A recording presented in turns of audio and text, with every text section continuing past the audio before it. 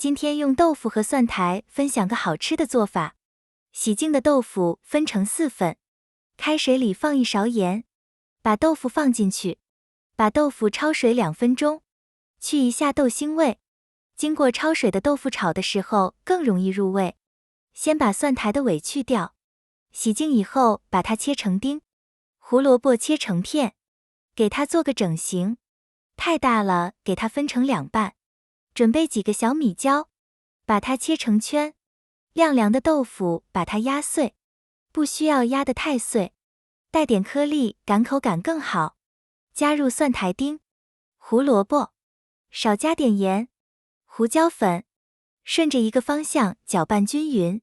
热锅放油，油热后倒入蒜苔和豆腐，先用中火煎2分钟，2分钟以后给它翻个面，再继续煎2分钟，炒至豆腐微微变黄，加点生抽、素蚝油，翻炒1分钟，放入小米辣炒1分钟就可以出锅了。家常蒜苔炒豆腐就做好了。这样做的豆腐特别入味，香辣下饭，吃起来既有豆腐的绵软，又有蒜苔和胡萝卜的香脆。给小朋友吃的话，可以把小米辣换成菜椒。喜欢的朋友可以先收藏起来。谢谢大家。